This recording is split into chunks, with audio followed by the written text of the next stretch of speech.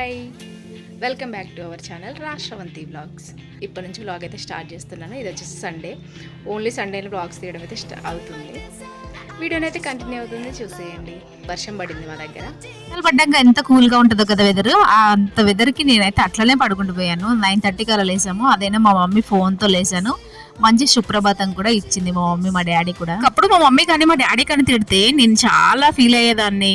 తెగ ఏడ్చేదాన్ని. అదేంటో ఈ మధ్యలో అసలు ఏదో నా గుండెని రాయి చేసుకున్నట్టుగా నాకు ఏడిపే రావట్లేదు. చూద్దాం అలా ఎన్ని రోజులు ఉంటామో ఏంటో అనేది. అంత లైట్ నేనేదో ఈ మధ్యలో కొంచెం హార్ట్కి బాగా తీసుకుంటాను, ఒకటే ఏడుస్తాను, కానీ ఇప్పుడు ఏడవట్లేదు. లైట్ తీసుకున్నా. ఇప్పటికి కూడా మీ డాడీ కానీ మీ మమ్మీ కానీ మిమ్మల్ని తిడతా ఉంటారా లేదా అన్నది చెప్పండి. మా మమ్మీ నన్ను ఎప్పుడేమన్నది కానీ మా డాడీకి కొంచెం భయపడతాను నేను ఇప్పటికీ కూడా. మా డాడీ ఏమన్నా అన్నాడు అని అంటే అది పటపటపట అని రాలుతా ఉంటాయి ఇలా కన్నీళ్ళు. మాట సమాధానం ఇస్తాను కానీ తర్వాత మళ్ళీ ఏడుస్తాను. ఇంతకీ వాళ్ళు నన్ను ఏమన్నారు, నేను ఎందుకు ఏడ్చాను అనేది ముందు అయితే వ్లాగ్ లో కంటిన్యూ చేస్తాను, చూసేయండి. అలానే చూస్తూ వెళ్ళిపోకుండా వీడియోకి ఒక లైక్ ఇచ్చి వీడియో చూడడం అయితే కంటిన్యూ చేయండి. మనల్ని ఎవరేమన్నా మనం ఎవరినన్నా కూడా మనం ఖచ్చితంగా వంట అయితే చేయాల్సిందే. ఇంకా రోజు సండే కదా, మా ఇంట్లో నాన్ వెజ్ చికెన్. మధ్యలో వెనస్డే చేసి ఉంటుంది కానీ ఆ చికెన్ లా అనిపించలేదు, నాకు తిన్న ఫీలింగ్ కూడా రాలేదు. ఇంకా నేను అడగక ముందుకే మా హస్బెండ్ అయితే తీసుకొచ్చాడు. ఆయనకు కూడా తిన్న ఫీలింగ్ రాలేదు. అదేంటో కుదరలేదు, అసలు సెట్ అవ్వలేదు ఆ కర్రీ ఆ రోజు. ఇక్కడైతే మా బాబుని మిర్చి తీసుకురమ్మంటే ఒక్కటే తీసుకొచ్చాడు. మళ్ళీ తర్వాత మళ్ళీ తీసుకురమ్మంటే మళ్ళీ ఒక 2 అయితే తీసుకొచ్చాడు. అసలు షాక్ అయితే అస్సలు దిగట్లేదు మాది. ఈ షాక్ ఒకటి షాక్లని షార్ప్ చేసేది కూడా ఉంటుందంట కదా మిషన్, అది నాకు తెలీదు. నేనైతే ఆన్లైన్లో ఆర్డర్ పెడదామనేసి అనుకుంటాను. ప్రతి వ్లాగ్లో కూడా చూస్తూనే ఉన్నారు కదా మీరు, నేను ఈ షాక్తో కుస్తీ పడతానే ఉన్నాను. మా హస్బెండ్ అయితే తొందరగా కట్ చేస్తున్నాడు కానీ నాకైతే అస్సలు రావట్లేదు. మా పేరెంట్స్ నన్ను ఎందుకు తిట్టారు అనేది చెప్తాను. ఇంకా అది ఇది ఉంటుంది కదా, ఒక సామెత ఉంటుంది, ఆరాటం 6 వాళ్ళు చేసేది 3 వాళ్ళు అనేది ఉంటుంది. నేను అంత కరెక్ట్గా గుర్తులేదు నాకు, కానీ మా మమ్మీ ఈ డైలాగ్ వేసింది. ఎందుకు మా మమ్మీ డైలాగ్ వేసిందా అనుకున్నాను. కానీ అయితే నేను కొంచెం మనీ కోసం లేవు అనేసి మా మమ్మీ వాళ్ళకి చెప్తా ఉంటాం కదా, మరి అలాంటప్పుడు జాబ్ చేయొచ్చు కదా, ఎందుకు టైం వేస్ట్ చేస్తున్నావు అనేసి మా వాళ్ళకి కొంచెం కోపం వస్తూ ఉందన్నట్టు నా పైన. అలా మా మమ్మీ మా డాడీకి ఇద్దరు నా పైన ఫైర్ అవుతున్నారు, ఇద్దరు కలిసి. మా హస్బెండ్ కూడా ఇంట్లో కొంచెం లైట్గా అలానే ఉంటున్నాడు కానీ ఏమనలేకపోతున్నాడు. దానికి నా ఫీలింగ్ ఏంటిదని చెప్తాను. నేను మొన్న ఈ చెట్లు పెట్టాను కదా, మీకు జస్ట్ చూపించాను, కానీ మనీ ప్లాంట్ వేసింది మాత్రం వీడియో తీయలేదు. మనీ ప్లాంట్ దీంట్లో పెట్టాను, ఎంత బాగుందో చూడండి. ఇంకా పెద్ద పెరిగితే భలే ఉంటుంది అనిపిస్తుంది నాకైతే. మీకు ఎలా అనిపిస్తుంది అనేది కామెంట్ చేయండి. ఇప్పుడు హస్బెండ్స్ హెల్ప్ చేస్తాం అనుకుంటామే ఏంటి, ఇంకా మా హస్బెండ్ అయితే ఆ రోజు ఎటో వెళ్ళిపోయాడు. తీరా వీడియోస్ తీసే టైంకి లేడు. ఇంకా నేనే చేసుకుందాము అనేసి, వాళ్ళిద్దరు లేకుంటే, నేను ఇంట్లో ఎవరు లేకుంటే నేను ప్రశాంతంగా పనులు అయితే చేసుకుంటాను. ఇంకా అలానే మా హస్బెండ్ మా బాబు ఇద్దరు లేరు, బయటికి వెళ్ళిపోయారు కదా అనేసి చిన్నగా ఇంకా వీడియో చేసుకుంటున్నాను. ఇంట్లో అల్లం కూడా అయిపోయింది. అల్లం ఎల్లిగడ్డ అమ్మే వాళ్ళు కూడా రావట్లేదు, అదేంటో అల్లంకి రేట్ పెరిగిందంట. నేను మర్చిపోయాను, వాళ్ళు ఆ టైంకి అటే వెళ్ళారు. బయట వేరే దగ్గరనే కనిపిస్తారేమో తీసుకురా అంటే 200-250కి ½ కిలో ఇస్తున్నారంట. అంత రేటు పెట్టి తేవడం అవసరమా, ఇంకొన్ని డేస్ అయితే దిగుతుంది అనేసి అంటున్నాడు మా హస్బెండ్. ఇంకా ఆ రోజైతే ఆ ప్యాకెట్తో సర్ది పెట్టుకున్నాను. ఇంకా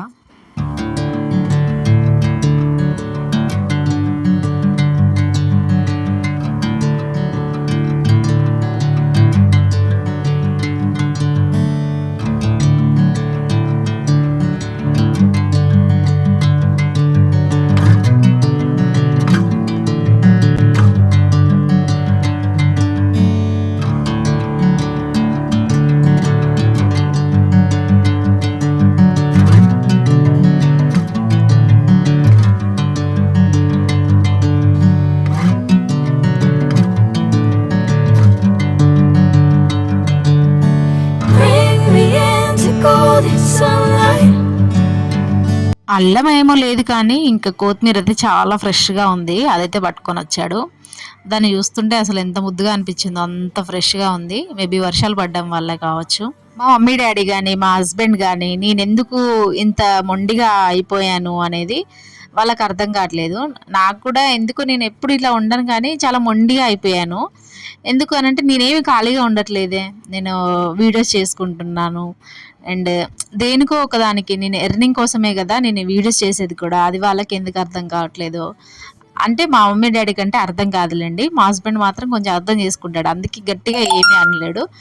కానీ ఆయనకు తెలుసు నేను కూడా ఏదో ఒకటి ఎర్నింగ్ చేయడానికే ఇది ఏదో చేస్తుంది అనేసి ఆయన అనుకుంటున్నాడు. కానీ ఇది మనకు సక్సెస్ కావాలి కదా, తొందరగా అంత సక్సెస్ వస్తుందా అని అంటే ఏమో, మనకు అదృష్టం ఉంటే వస్తుంది, లేదంటే లేదు, ట్రై అయితే చేద్దాం అన్నట్టుగా ఇంకా ఇలా నేను ట్రై చేసుకుంటూ పోతుంటే ఆయన వెనుక నుంచి కొద్దిగా సపోర్ట్ అయితే ఇస్తున్నాడు.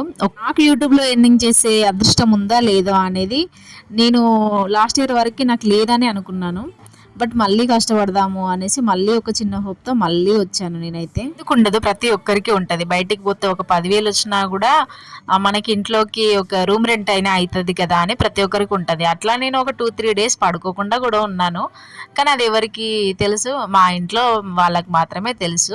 ఎందుకు ఖాళీగా ఉంటుందంటే నేనేం ఖాళీగా ఉండట్లేదు. ఈ వీడియోలు చేయడం కూడా ఒక పనే, సక్సెస్ రావాలి అని గట్టిగా కోరుకుంటున్నా. కానీ ఏమవుతుందో చూద్దాము. మా హస్బెండ్ కూడా నన్ను ఏమంత ఖాళీగా ఇంట్లో ఉంచడు. ఆయన ప్రయత్నాలు ఆయన బయట చేస్తున్నాడు. అది సక్సెస్ అయిన రోజు మాత్రమే చెప్తాను, సక్సెస్ అవ్వకుంటే ఇంకా నేను చెప్పను, దాని గురించి మాట్లాడాను. ఇంకా ఈరోజు డిఫరెంట్గా ట్రై చేస్తున్నాను చికెన్ కర్రీ. ఇంతకుముందు ఒకటి ఆకుకూర లాంటిది వేసాను కదా, అదేంటో మీరు గెస్ చేస్తారా? ఎవరైనా గెస్ చేసి ఉంటే కామెంట్ చేయండి. అదేంటంటే కరివేపాకు కారం పొడి ఉంటుంది కదా, అది నేను చేసి ఉంటేని, అది మా హస్బెండ్ ఇచ్చిన ఐడియానే, ఎప్పటి నుంచో చేయంటున్నాడు. కరివేపాకు మిక్సీ పట్టి వేయమని చెప్పాడు అన్నట్టు, నేనేమో కరివేపాకు కారం పొడి చేయంటున్నాడేమో అనేసి నేనేమో కరివేపాకు కారం పొడి చేశాను. 6 months నుంచి అడుగుతున్నాడేమో, నేనేమో ఇప్పుడు చేశాను. ఇంకా ఇట్లా చేసిన తర్వాత లేదు నార్మల్దైనా బట్టి నార్మల్గా వేసుకున్నా కూడా బాగానే ఉంటుందని అంటే ఇంకా నెక్స్ట్ టైం నుంచి అలానే చేస్తాను. అంటే ఇంటి దగ్గర నుంచి తెచ్చుకుంటాం అన్నట్టు కారం ఎక్కువ కరివేపాకు, అదైతే ఒకటేసారి తెచ్చుకొని ఎక్కువ క్వాంటిటీలో వేసుకొని యూజ్ చేసుకోవచ్చు కదా. మీరు కూడా ఎవరికైనా యూజ్ అవుతుందేమో అలా ట్రై చేయండి. ఎందుకంటే పిల్లలు అసలు ఈ రోజుల్లో అసలు ఎవరు తినట్లేదు కదా కరివేపాకు. పిల్లలే కాదు మనమే తినట్లేదు అసలు. నాకు తెలిసిన టిప్ మీకుతో షేర్ చేశాను.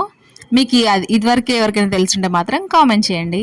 నాకైతే ఈరోజు చికెన్ జ్యూసీగా భలే అనిపించింది, బాగుంది. ఇంకా అన్ని ఐటమ్స్ వేసాను కాబట్టి. అలాంటి వాళ్ళు ఎవరున్నారా ఉంటే కామెంట్ చేయండి. ఏదైనా పనులు చేశాను అని అంటే అన్నీ ఒకేసారి చేస్తాను, లేదంటే అప్పుడు అయితే అస్సలు చేయను. అది ఎంత లేట్ అయినా సరే. మీకు చెప్తే తిట్టుకుంటారేమో టైం, కానీ ఇప్పుడైతే 11:30 అలా అవుతుంది. ఇప్పుడు ఊడుస్తున్నా. టైంలో ఊడకూడదు అనేసి అంటారు, కానీ ఇంకా అంత చెత్తలో మనం తినాలి అనిపించదు కదా. అందుకే కొన్ని సర్దేవి కూడా ఉన్నాయి, బుక్స్ అవి ఇవి, అవన్నీ ఇంకా సర్దుకుంటూ చిన్నగా ఊడ్చుకుంటా ఉన్నాను అన్నట్టు. ఇంకా మా బాబేమో మా మామయ్య వాళ్ళతో మాట్లాడుతున్నాడు. ఇక్కడ మాకు ఒక వంట ఉంటుంది మా విలేజ్లో, అది మాత్రం అసలు మిస్ అవ్వాలి అనుకోము. అది ఇప్పుడు ఈ సండే ఉందంటే రండి అనేసి అంటుంటే సరే ఖచ్చితంగా వెళ్తాము, వీడియో అయితే తీస్తాను. భలే మంచిగా అనిపిస్తుంది అబ్బా మాకైతే ఆ వంట అనేది. నాకు తెలిసి ప్రతి ఒక్క విలేజ్లో అందరూ వెళ్తారు అనేసి అనుకుంటున్నాను. తెలంగాణలో అయితే వెళ్తారు. చూసారా, అన్ని పనులు అయిపోయాక వచ్చి ఏదో అట్లా షో ఆఫ్ చేస్తున్నాడు మా హస్బెండ్. ఇక్కడ కర్రీ మొత్తం ఆయనే చేసినట్టుగా ఫీల్ అవుతాడు. సండే వస్తే నేను ఎక్కువ టిఫిన్లు చేయను, ఎందుకంటే లేవడమే లేట్గా లేస్తాం కదా అన్నట్టుగా. ఇంకా ఆ రోజు కూడా టిఫిన్ చేయలేదు, పాప అందరికీ ఆకలిస్తుంది. నేను ఏ రోజు అయితే వీడియో అప్లోడ్ చేద్దాం అనేసి అనుకుంటున్నాను, ఆ రోజు మా ఏరియాలో కరెంటు పోతుంది. అది కూడా మార్నింగ్ ఎప్పుడో పోయి 3 o'clockకి 4 o'clockకి లేదంటే 5 o'clockకి అలా వస్తుంది. ఈ రోజు కూడా అలానే జరిగింది. అసలు యాక్చువల్గా నిన్న అప్లోడ్ చేద్దాం అనేసి అనుకున్నాను ఇది, కానీ నిన్న అనుకోకుండా బయటికి అలా వెళ్ళాను. ఆ వీడియో కూడా తీసాను, అది కూడా అప్లోడ్ పెడతాను. అయిపోయింది అని అంటే విధి కూడా ఏదో వింత నాటకం ఆడుతుంది అన్నట్టు అయిపోయింది నా పరిస్థితి. అనుకున్నాను నిన్న, అంటే ఈరోజు కరెంటు పోలేదు ఏంది అనుకున్నాను, కానీ నిన్న వీడియో అప్లోడ్ పెట్టలేదు. ఈరోజు ఖచ్చితంగా పెట్టాలి అనుకున్నాను, కరెంటు పోయింది.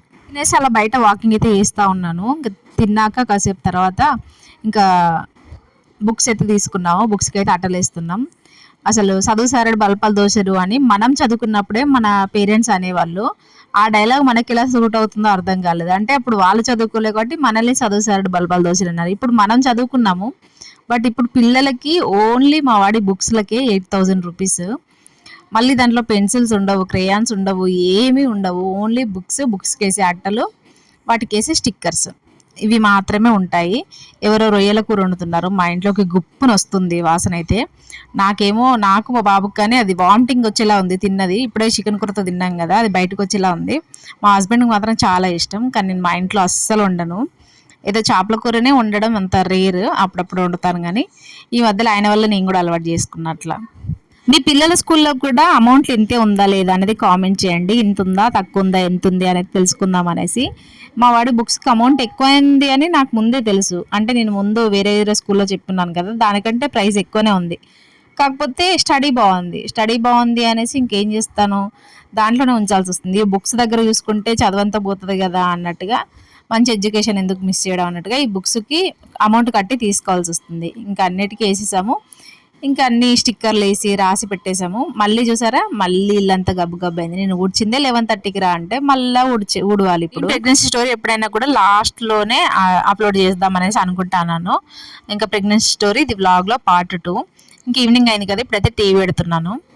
ఈ వ్లాగ్ కంటిన్యూ అవుతుంది, నేనైతే ప్రెగ్నెన్సీ స్టోరీ కంటిన్యూ చేస్తాను. లాస్ట్ వ్లాగ్లో నిన్న నా ప్రెగ్నెన్సీ కన్ఫర్మ్ అయిన వరకు నేను చెప్పాను కదా. దాని తర్వాత మా అత్తమ్మను, మా మమ్మీ అండ్ మా మరిది ముగ్గురు నన్ను చూడడానికి అయితే వస్తున్నారు. ఇంకా వాళ్ళకి ఎంత హ్యాపీగా ఉంటుందో కదా ప్రెగ్నెన్సీ కన్ఫర్మ్ అయింది అనగానే. వాళ్ళు ఏమో నన్ను చూడడానికి వస్తున్నారు. కానీ మా అత్తమ్మకి సడన్గా అక్కడ పెరాలసిస్ అనేది వచ్చింది. అదేమో మా అత్తమ్మకి అంత చేతులు కాళ్ళు పడిపోయి ఓన్లీ పడిపోతాయి, అంటే పెయిన్స్ ఏమీ ఉండవు అన్నట్టు మా అత్తమ్మకి. అది ఇంకా కొంచెం బెటరే అనుకోవచ్చు. లేదంటే హ్యాండ్స్ ఇలా క్రాస్ పోతాయి, కొందరికి ఏమో మూతి పోతుంది. అలా కాకుండా మా అత్తమ్మకి జస్ట్ అవి చచ్చిపడిపోతాయి అంటారు కదా, అలా మా అత్తమ్మకి ఇంకా చలనం ఉండదు. ఓన్లీ చేతులకు కాళ్ళకు మాత్రం చలనం ఉండదు.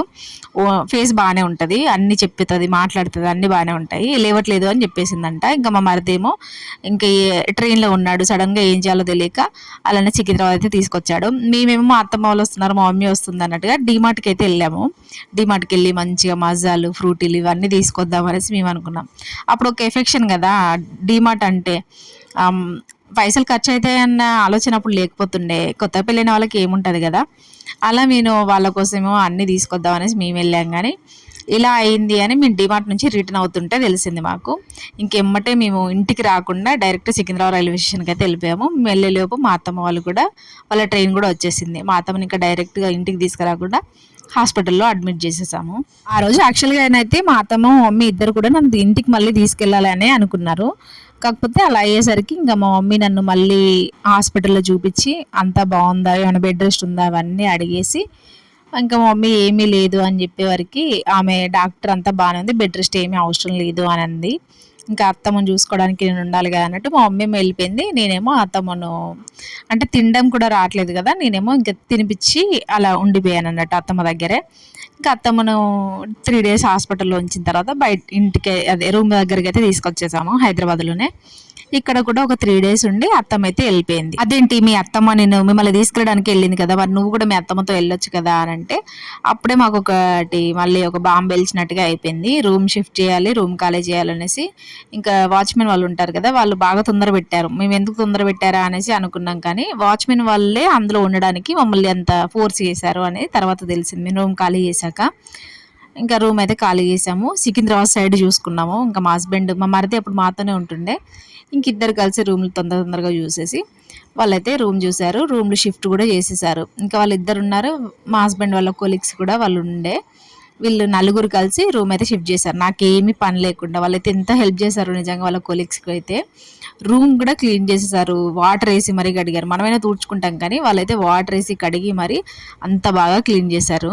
నేను ఆ రోజు రూమ్లో పాలు పొంగించి, నార్మల్గా బెల్లన్నం అంటారు కదా, కొందరు పరమాన్నం అంటారు, అయితే బెల్లన్నం అంటారు, అలా బెల్లన్నం చేసి అందరికి పెట్టించి ఇంకా తిన్నాక అందరు వెళ్ళిపోయారు.